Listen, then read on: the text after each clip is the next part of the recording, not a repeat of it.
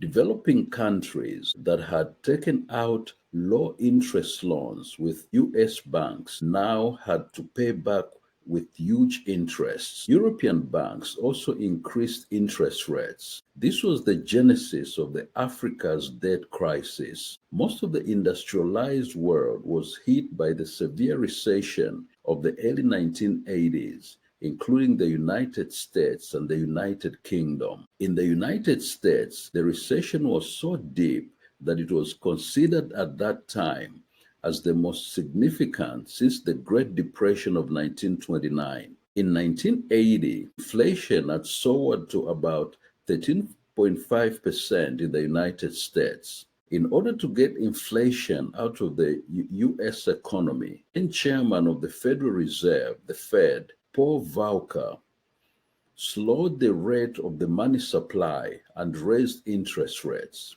The Fed substantially increased interest rates to reduce inflation. The prime interest rate rose to an epic high of 21.5% by June 1982. In the wake of the 1974 and 1979 energy crises, the inflation rate rose much higher than the rate of economic growth in both the United States and the United Kingdom.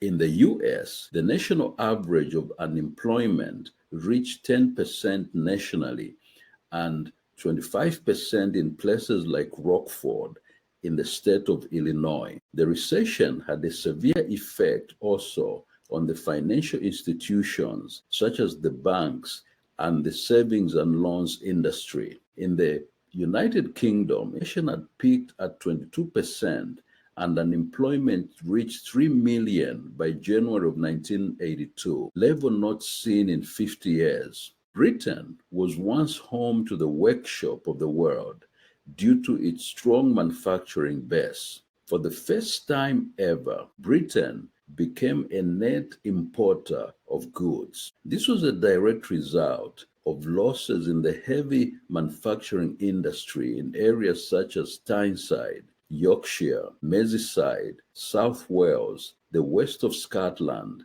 and the West Midlands, which were particularly hit.